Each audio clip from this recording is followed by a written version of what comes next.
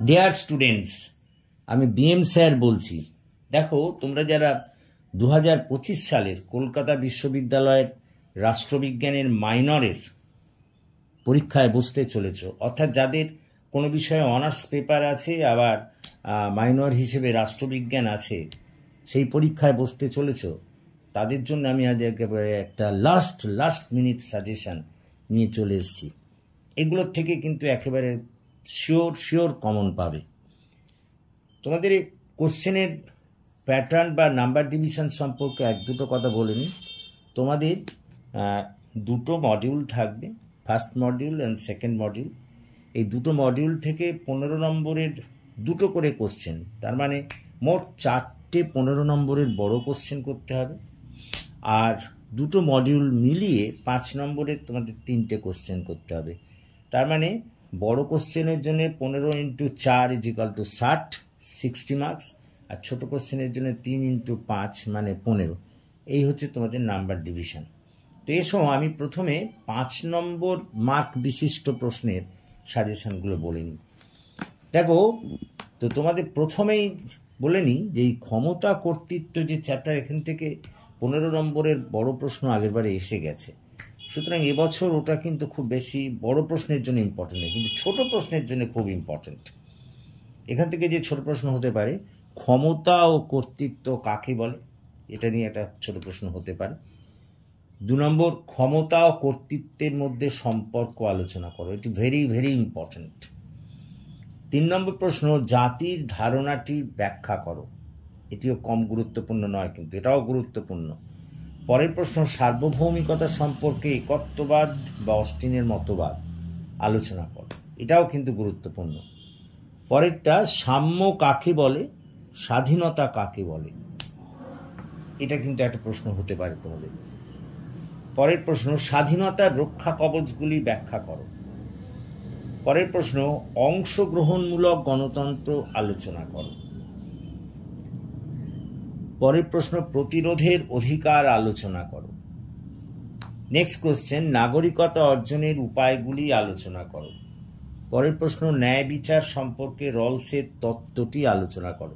দেখো, আগেরবারে রলসের তত্ত্ব বড় প্রশ্ন হিসেবে এসে গেছে, তো এবারে এটা সবসময় ইম্পর্টেন্ট, কিন্তু এবারে যেটা ছোট প্রশ্ন হিসেবেও দিতে পারে। পরেরটা, স্বাধীনতার শ্রেণীবিভাগ করো। এইগুলোর মধ্যে থেকেই তুমি 3টে একেবারে কমন পাবে। পরেরটা, এবারে মডিউল 1 থেকে যেসব বড় প্রশ্নগুলো তোমাদের করতেই হবে। 1 নম্বর প্রশ্ন, জাতি ও রাষ্ট্রের মধ্যে পার্থক্য উল্লেখ করে তাদের মধ্যে সম্পর্ক আলোচনা করো। একটু বলে নিই যে অনেক সময় তোমাদের শুধু পার্থক্য লিখতে দেয়, কিন্তু অনেক সময় সম্পর্ক লিখতে দেয়, তখন তোমাকে পার্থক্য লিখে তারপর তোমাদের সম্পর্কটা ব্যাখ্যা করতে হবে। পরের প্রশ্ন, সার্বভৌমিকতা সম্পর্কে বহুত্ববাদ তত্ত্বটি আলোচনা করো, এটা ভেরি ইম্পর্টেন্ট। আমি তো বলে দিতে পারি এটা এবারে আসবেই। পরেরটা, সার্বভৌমিকতা সম্পর্কে একত্ববাদী তত্ত্বটি বা অস্টিনের তত্ত্বটি আলোচনা করো, এটা খুব ইম্পর্টেন্ট। পরের প্রশ্ন, আইন কাকে বলে, আইনের উৎসগুলি আলোচনা করো, এটাও কিন্তু খুব ইম্পর্টেন্ট প্রশ্ন। আর পরের প্রশ্নটা তো আরও ইম্পর্টেন্ট, স্বাধীনতা ও সাম্যের মধ্যে সম্পর্ক আলোচনা করো। তো এই 5টা বড় প্রশ্ন মডিউল 1 থেকে করলে তোমরা এখান থেকে 2টো কমন পাবেই। পরেরটা, মডিউল 2তে যাই চলো। প্রথম প্রশ্ন, গণতন্ত্র সম্পর্কে ডেভিড হেল্ডের শ্রেণীবিভাগ করো, খুব ইম্পর্টেন্ট প্রশ্ন। তারপরেটি কিন্তু এবারে আসবেই, অধিকার কাকে বলে, অধিকার সম্পর্কে বিভিন্ন তত্ত্ব আলোচনা করো, ভেরি ইম্পর্টেন্ট প্রশ্ন, তোমাদের বলে নিতে পারি। পরেরটা, কর্তৃত্ববাদী রাজনৈতিক ব্যবস্থার বৈশিষ্ট্য আলোচনা করো, এটাও কিন্তু খুব ইম্পর্টেন্ট। পরের প্রশ্ন, রাজনৈতিক বাধ্যবাধকতা সম্পর্কে আলোচনা করো। এবং লাস্টলি, স্বাধীনতা সম্পর্কে জন স্টুয়ার্ট মিলের মতবাদটি আলোচনা করো। তো দেখো, এই মোট প্রশ্ন, যে মডিউল 2 থেকেও 5টা প্রশ্ন দিয়েছি, এখান থেকে তোমাদের কিন্তু 2টো লিখতে হবে।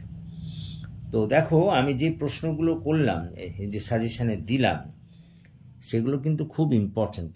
এগুলো ভালো করে করো, আমার মনে হয় এখান থেকেই তোমরা সব কমন পেয়ে যাবে। So that's all for this day. Thank you for watching and listening. যদি তোমাদের এই ক্লাস ভালো লাগে তাহলে প্লিজ ক্লাসের কথা বন্ধুবান্ধবদের মধ্যে শেয়ার করো এবং তাদেরও এই ক্লাসে যোগদান করতে বলো। এই সাজেশান সবার মধ্যে ছড়িয়ে দাও যাতে তারাও উপকৃত হয়। আশা করি তোমরা সব বুঝতে পেরেছো। আর যারা এখনও আমার এই চ্যানেলটি সাবস্ক্রাইব করোনি, প্লিজ সাবস্ক্রাইব মাই চ্যানেল। আমাকে এগিয়ে আসতে সাহায্য করো যাতে আমি তোমাদের আরও বেশি করে কাজে লাগতে পারি। So that's all for this day. Thank you for watching and listening. So have a nice day.